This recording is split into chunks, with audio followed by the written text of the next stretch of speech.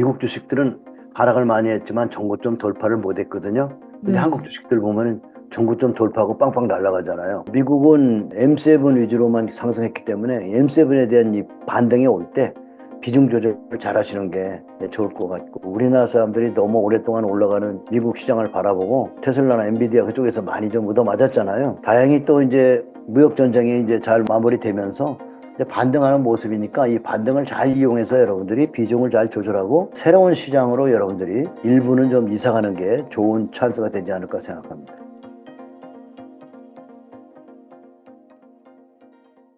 안녕하세요. 오늘 인터뷰 진행을 맡은 김혜은입니다. 네, 네, 반갑습니다. 네. 최근 말씀하세요. 주식시장이 어느 때보다 빠르게 변동하고 있고, 그 속에서 지금이 마지막 기회라는 말이 나올 정도로 시장에서 중요 신호들이 포착되고 있는데요. 그래서 오늘은 부자 아빠 정재호 대표님 모시고 함께 2025년 주식시장에 대한 인사이트와 그리고 지금 꼭 주목해야 할 종목들까지 깊이 있게 이야기 나눠보도록 하겠습니다. 대표님 안녕하세요. 네, 안녕하세요. 반갑습니다. 네, 네. 대표님 오늘 처음 뵙는 분들 계실 것 같은데 간단하게 소개 부탁드립니다. 저는 이제 주식을 한 40년 연구했고요.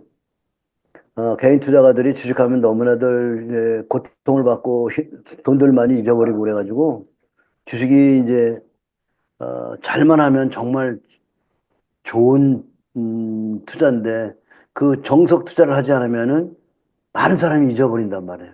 그래서 그 올바른 길을 가기 위해서 제가 안내하는 그런 강의를 많이 하고 있어요. 그래서 이제 그만해야 되는데 이게 아직도 이번에도 보니까 미국 가서 사람들이 너무 많이 잃고 2차 전지에 너무 많이 잃고 그래갖고 하여튼 투자가 쉽지 않다는 거 생각하면서 금융에 대한 공부들을 하셔야 되는데요. 금융 공부는 한 집안을 일으키기 위해서는 금융이 정말 집안의 운명과 연관되어 있고 모든 사람이 거대한 이 주식시장, 이 사냥터에서 개인 투자가들은 다 사냥감이에요. 그래서 큰 손들이 다 이, 어, 개인 투자 돈을 따먹는 거잖아요. 그래서 네. 우리가 그 큰 손들과 싸우기 위해서는 열심히 공부를 하셔야 됩니다. 아셨죠? 네, 그럼 네. 공부를 앞으로 차분차분 해보시죠. 네. 네, 감사합니다. 요즘에 참 이슈가 많잖아요. 네. 대표님이 보시기에 요즘 주식시장에서 가장 큰 이슈는 뭐라고 보시는지 너무 궁금한데요. 이슈가 뭐 트럼프 관세 이슈였는데 그 관세 이슈가 바닥을 만든 것 같아요. 그리고 특히 우리나라 시장은 4년간 조정을 많이 해서 가치주들이 너무나 싸고 그러다 보니까 뭐 오늘 또 종목들이 가치주들이 엄청나게 반등을 세게 하네요.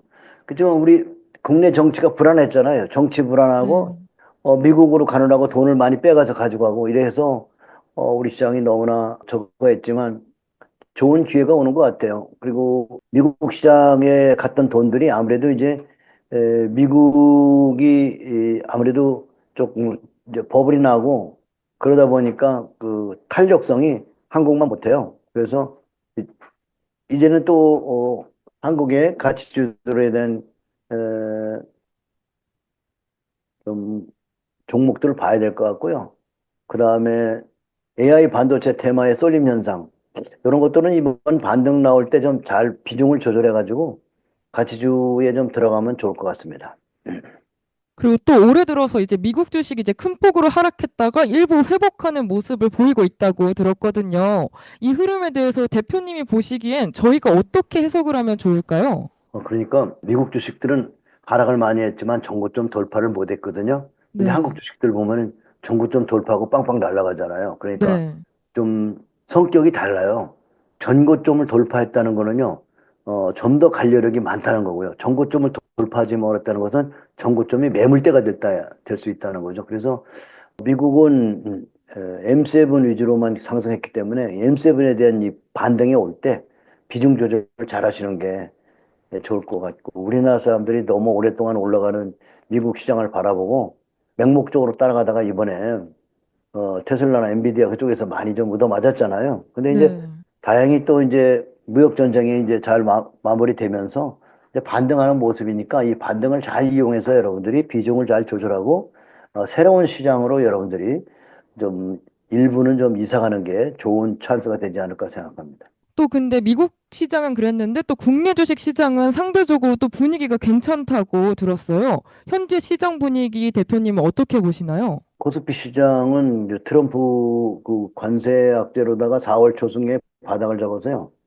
2,300을 이탈한 등 급락이 나왔죠. 오히려 그 자리가 바닥이 되어서 지금 강한 종목들, 특히 뭐 조선, 기계, 금융, 여러 가치주 업종들이 새로운 시세를 보이고 있어요. 그래서 오늘은 조선주하고 뭐 방위산업 좀 조정받았어요. 너무나 이격이 많이 났거든요. 시세를 많이 나서 좀 쉬어갈 때가 되지 않았나 이렇게 보고요. 그 다음에 우리가 봐야 되는 거는 이제 그동안 우리 국내 시장에서 개인 투자가들 가장 많이 몰린 게 2차 전지거든. 2차 음, 전지도 좀 반등을 좀 해줘야 되는데 잘 안 나오네요. 오늘 보니까 2차 전지 반등 나오면 비중 줄여야 되겠죠. 우리가 그 시세를 너무 났던 종목들 그런 종목을 너무나 맹신하면 안 돼요. 그리고 지금도 보면은 오늘 반도체 호재가 나왔나 아주 삼성전자가 급등을 해서 굉장히 네, 좋네요. 근데 결국 시장은 보면은 현대건설이나 이런 것들은 보세요. 정고점을 돌파하고 쭉쭉 가고 있잖아. 이런 모습이 네, 다른 거죠. 정고점을 돌파해야 된다는 거예요. 지금 현대건설 같은 거 이런 거. 그다음에 중고주 같은 것도 굉장히 오늘 보니까 미래에셋 중공 같은 것도 빵빵 치고 올라가잖아요. 그 미국 시장은 정고점을 돌파 못했거든요. 그래서 이렇게 보면은 한국 시장이 굉장히 가는 종목들은 4월 초선간에 여기가 이제 그 트럼프 악재로 주가가 쏟아졌던 때거든요. 4월 초순경에. 근데 네. 그 악재를 딛고서 굉장히 강하게 나간 모습이 이런 종목이 상당히 많으니까 한국 시장에 집중 연구를 좀 해야 될 때가 아닌가 생각합니다. 좋은 장이 오고 있는 것 같아요. 그러면 우리가 원래 한 2년 정도 조정하면 장은 반등하는 건데 이번엔 아주 길게 조정했어요. 왜냐하면 미국 장으로 건너가라고 서학개미들이 돈을 빼가지고 하다 보니까 한국 시장이 완전히 뭐라 할까 고생을 많이 했죠. 그래서 그 음, 반면에 가치주들이 너무나 저평가됐기 때문에 좋은 기회가 외려 오고 있는 게 아닌가 이렇게 생각합니다. 그럼 대표님이 보시기에 지금은 기관은 사고 개인은 판다 이런 기사들도 많이 나오고 있잖아요. 그럼 이 네네. 투자 패턴에 대해서 저희는 또 어떤 식으로 생각을 해야 될까요? 결국 아무래도 이제 미국을 좋아하는 개인 투자가들이 국내 시장을 팔고 미국으로 가고 또 이제 가상화폐 쪽으로 가고 이렇게 아마 이번 반등 나올 때 또 큰 시세 난다고 따라가겠죠. 근데 이제 시간이 이제 지나 보면 역시 또 환율 같은 것도 보면 한국 시장 환율이 전부 뭐 1,500 간다 그러는데 1,500이 아니라 오히려 뒤로 빠꾸하고 있잖아요. 그러니까 그런 걸 네. 보면 돈이 한국으로 들어오고 있다. 그래서 음, 기관이 아무래도 개인 투자가들은 이제 근간에 친숙한 종목, 근간에 올라갔던 종목에 대해서 선호하지만 기관 같은 사람들은 이제 가치에 저표가 된 것을 따라가니까 아무래도 개인과 기관은 보는 눈이 다를 거예요. 개인 음. 투자가들은 역사가 짧잖아요. 기관이 매매하는, 또 외국인들이 매수하는 것들을 우리가 연구하는 게 중요하다고 생각합니다. 그럼 이건 제가 개인적으로 궁금한 건데, 최근 이제 원달러 환율 변동도 꽤 컸잖아요. 네. 이게 약간 주식 시장에도 큰 영향을 주나요? 결국 한국에 돈이 들어오면 우리 환율이 아무래도 우리 돈이 가치가 올라가고 빠져나가면 빠져갈수록 우리나라 돈의 가치는 떨어지는 거죠. 그렇다면 돈이 앞으로 장이 갈 때는 보면 언제나 한국 돈의 가치가 올라간다. 그러면 달러의 가격이 떨어진다는 거잖아요. 예, 내가 네. 보니까 달러가 오랫동안 장기 집권했는데 강세였지만 이제는 달러가 약세로 접어드는 시대가 온 거 아닌가 하는 생각합니다. 그렇다면은 음. 달러가 약세가 되고 이머징 마켓에서 돈이 온다면 한국, 뭐 중국 이런 데도 다 좋죠. 이렇게 보입니다. 그럼 대표님은 이제 약간 달러가 약세로 접어들 거라고 생각을 하시나요? 네, 달러가 약세로 접어든다 어. 이렇게 보죠. 그러면 이제 약간 미국 쪽 주식은 생각을 좀 접는 게 나은 건가요? 미국 쪽 주식은 반등 이용해서 네. 시세를 지독하게 많이 냈던 그동안 인기 있던 종목. 네. 역사책을 봐도 주가가 오랫동안 올라가면 지쳐가지고 요즘 못 가요. 왜 그러냐면 또 마지막 사줄 사람들 이 개인 투자가잖아요. 개인 네. 투자가들이 많이 샀던 종목들은 이제 조심해야죠. 음. 네. 이 지표는 이미 나왔어요. 개인들이 많이 샀다. 지표들이 이미 어. 나왔었잖아요. 그리고 또 최근에 이제 공매도 재개한다고 그거에 대한 우려도 많이 일어나고 있는데 이제 실제 시장에서도 미치는 영향 같은 게 있을까요? 지금 공매도 일어나고 있는데 네. 그렇게 큰 영향 없잖아요. 왜냐하면 네. 공매도라는 게 주가가 많이 올라갔을 때 공매도를 재개하면 아주 힘들지만 네, 지금까지 주가가 많이 빠진데 공매도 나와도 공매도가 국내 공매도 칠 게 아니라 미국 가서 공매도 쳐야 되겠죠. 이제 올라오면 그죠? 아, 네. 그럼 미국에서 지금 공매도 하면은 좀 수익을 많이 볼 수 있을, 지난번에 네? 수익이 테슬라 같은 거에 네, 한 수익이 많이 났었는데 네, 이제 반등하잖아요. 이제 네, 반등은 하고 이제 반등의 꼭지가 어딘지 모르게 거기서 공매도를 쳐야 되는데 공매도는 음, 어려워요. 그래서 개인 투자가들이 공매도에서는 너무 접근 안 하는 게 좋습니다. 그냥 좋은 주식을 장기로 보고 내다보고 사는 게 좋지. 음, 공매도라는 게 주가가 떨어지면 먹는 건데 네, 주가가 떨어지면은 부도 나면은 다 떨어지면은 이제 100%거든요. 네, 그런데 올라갈 때는 100%, 200%막 10배도 가잖아요. 근데 네. 올라가는 거는 무한대로 올라가고 떨어지는 거는 제한적이기 때문에 공매도 투자는 그만큼 어렵다. 수익률이 작다. 그래서 공매도는 잘 연구하지 않는 게 좋습니다. 어, 뭔가 개인 투자자들은 공매도에 대해서 관심을 많이 갖는데 접근을 하면 별로 안 좋겠네. 위험성이 훨씬 크겠네요.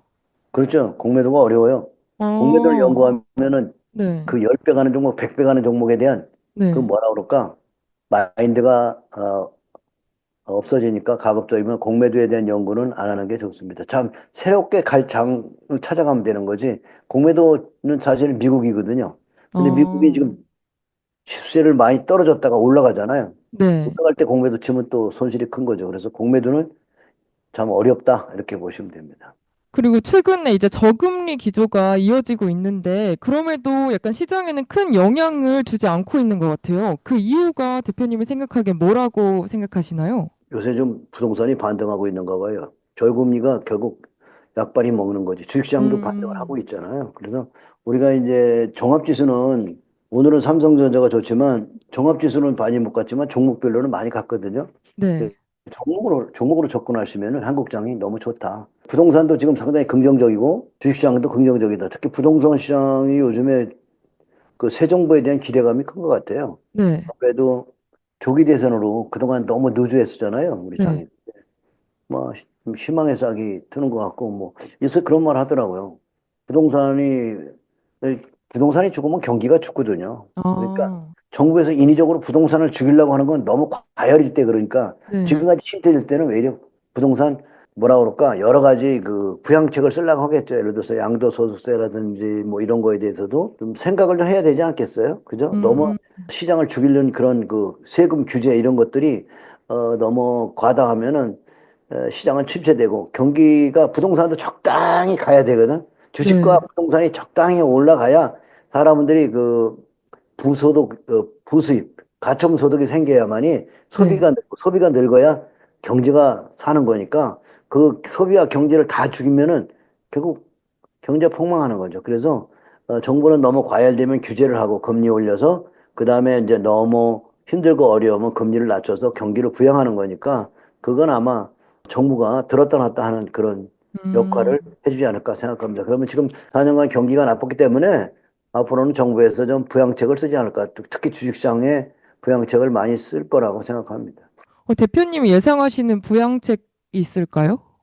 아무래도 주식에 대한 그 상법 개정 이런 것들을 지난번에 개정했지만은 결국 통과가 안 됐잖아요. 상법 개정했지만 이제 집권당에서 그거를 이제 통과를 안 시켜줘가지고 아마 정권이 바뀌면은 아마 통과되겠죠. 그러면은 우리 시장이 좋은 그 가치주들에서 새로운 변화가 일어날 겁니다. 왜냐하면 지금은 우리나라 주식시장이 대주주들을 위한 시장이거든. 대주주. 그러니까 결국 가진 자들이 자기들을 위한 주식시장을 운영하고 있다. 그러니까 네, 주식이라는 게 가만히 연구해 보면 상장한 사람들이 대주주잖아요. 네, 자기가 유리한 쪽으로 밀고 가는데 원래 선진국에서는 소액 투자자들에게 뭔가 좀 나눠라. 배당도 주고, 음, 그다음에, 자사주도 매수하고 해서 주가 부양도 좀 해라. 그런 건데, 우리나라는 그런 게 좀 없어요. 그래서 가치주라는 게 바로 그런 메리점이 있는 가치주들은 이제 앞으로 그런 상법 개정이 일어나면은 수혜를 볼 겁니다. 그래서 가치주에 대한 연구가 중요하다. 이렇게 생각합니다. 음. 그럼 대표님은 약간 성장주보단 가치주에 초점을 두시는 편이신가요? 지금까지 성장 주장이었거든요. 이제 약간 새롭게 변하는. 시도를 지금 거는 미국의 건가요? M7이 네, 뭐 AI니 뭐 반도체 이런 게 다 성장주예요. 네, 사람들이 성장주에 지노는데 버핏은 성장주 안 사거든요. 그래도 음, 성장주 안 사고 버핏은 부자가 됐단 말이죠. 결국 네, 성장주는 올라갈 땐 맛은 있지만 네, 급등을 하지만 끝나고 나면 그 조정이 너무 심하고 아, 난폭해서 개인 투자가들이 성장주를 좋아하면 언젠가 패가 망신해요. 그래서 아, 성장주는 참 어떻게 보면은 점잖은 사람에게는 가치주 투자하는 정석 투자하는 사람에게는 별로 맞지 않는 투자법입니다. 그래서 지금까지 성장주가 장기 집권했어요. 그래서 사람들이 전부 음, 성장주에 젖어 있는데 앞으로 네. 성장주보다는 가치주가 더 좋은 시세를 줄 거다 이렇게 생각합니다. 그럼 대표님이 또 생각하시기에 이제 앞으로 국내 증시에 큰 충격을 줄 수 있는 이슈 같은 게 있다면 어떤 게 있을까요? 악재는 많이 맞은 것 같은데요. 주식이 네, 올라가면 항상 악재는 나오는 겁니다. 그래서 그런 거 생각하지 말고 앞으로 나올 악재에 대해서 우리가 대비하는 거는 뇌버러지라든지 영끌 같은 거 하지 말고 현금으로 좋은 회사들을 사가지고 단기 급등 악재가 나와서 등락을 거듭하더라도 걱정하지 말고 네. 장기로 꾹 가시. 아, 언젠가 뭐죠? 사람들이 가치주의 노래를 부를 때 그때 여러분들이 조금 이식하든가 아니면 상승폭이 그 작으면 그냥 오래오래 들고 가면 됩니다. 가치주는 오래오래 들고 가면 돼요. 근데 오래오래 들고 가기에 사람들이 약간 이제 인내심이 부족하잖아요. 네.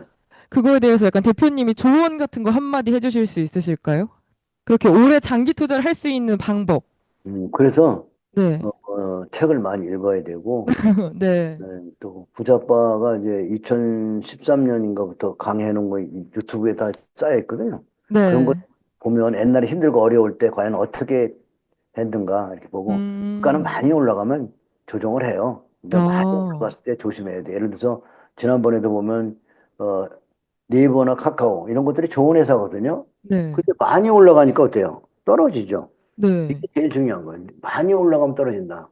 그러니까 이 원칙 하나만 지키면 돼요. 많이 올라갔을 때 서둘지 말고 많이 떨어질 때 여러분들이 그때 매수해야죠. 그래서 조선주 같은 것도 보면은 많이 올라갔을 때 이게 2007년에는 20만 원 갔다가 얼마까지 빠졌냐면 2만 원까지 빠졌거든요. 그러니까 이렇게 보면은 20만 원, 2만 원, 10배 빠지죠. 네. 그러니까 그 구간을 잘 기다려야 되는 거죠. 충분히 음, 빠지면 그때부터 살아가는 거잖아. 그 2만 원대부터 산 사람들은 지금 수익이 많이 났죠. 그러니까 이게 전체의 틀을 보는 거예요. 오래 많이 올라가면 오래 빠진다. 오랫동안 기다려서 이제 다 음, 빠졌다 생각되면 그때부터 조금씩 사 모아가면 단기에 왔다 갔다 하던 말들 그냥 쭉 몰고 가는 거죠. 이게 좋은 주식들을 많이 빠지면 좋은 주식이 많이 빠지면 좋은 주식이 되는 거야.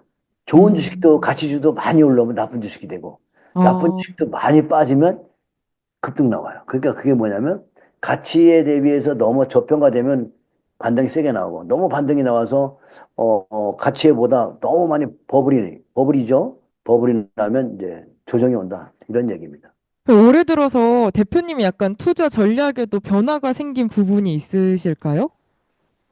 저는 작년부터 미국장에 대해서 네, 좀 이제 비중을 줄이라고 얘기했고 네, 국내 가치주들을 많이 사먹고 또 이런 조선주라든지 네, 방위산업 이런 거 많이 샀거든요. 네, 이런 것들은 엄청난 수익이 났죠. 네, 결국. 결론적으로 미국은 지금 신고가 나지 않았고 네, 좀 많이 갔던 애들이 좀 꺾였잖아요. 근데 얘는 네. 올라가고 있잖아요. 그러니까 이런 것들이 한국장을 우습게 보지 말고 한국에서 오히려 미국의 위험한 미국 서학개미들이 많이 가긴 갔는데 늦게 간 사람들은 너무 많이 손해를 봤어요. 아, 그런 것들이 보기에는 너무 많이 올라간 거는 나쁜 주식이다. 그것만 좀 아, 생각하고 더욱더 나쁜 거는 개인 투자가들이 집단으로 몰려갈 때 집단으로 그래서 데이터가 나오잖아요. 개인들이 가장 많이 네, 산 종목 테슬라 뭐 그러잖아요. 네, 그럼 그 테슬라 산 사람들은 엄청 손실을 봤잖아요. 음, 그런 게 뭐라 그럴까 공부예요. 어제는 테슬라가 좀 반등 나왔지만 480불대에서 엄청나게 빠졌다가 지금 올라왔네요. 그죠? 네. 네. 그럼 군중 심리를 약간 조심해야겠네요. 사람이 약간 이제 여기 오를 것 같아 하면은 거길로 많이 사람들이 같이 사러 가잖아요. 근데 그거를 제일 위험하게 생각해야 되는 마인드네요. 그렇지. 그게 굉장히 어, 군중심 집단화. 그러니까 아, 집단화가 굉장히 중요한 거예요. 집단화. 뭔가 다 그러니까 같이 사면은 다 같이 오를 수 있을 것 같은 기분이 들거든요. 초입에는 좀 가. 그러다 어느 네. 정도 가서 이제 많은 사람들이 몰리면 이제 더 사줄 사람이 없으면 떨어지죠. 그래서 그게 어, 군중 심리, 집단화, 그게 막차예요. 막차. 막차를 타지 않도록 정말 조심해야 그래도 돼요. 막차 탔잖아요, 우리가. 아, 막차 타, 그쵸. 테슬라 같은 거 막차 타고 지금 이게 많이 떨어졌잖아요. 그쵸. 막 앨런 머스크가 여기서 춤추고 막 난리 났었잖아요. 그죠? 네. 막 트럼프하고 둘이서 막 춤추고 막 춤추는 여기 춤추는 거 있네요. 예, 춤추는 앨런 머스크. 트럼프가 취임 시간인데 뒤에서 앨런 머스크가 할렐루야 만세 부르고 있잖아요, 만세.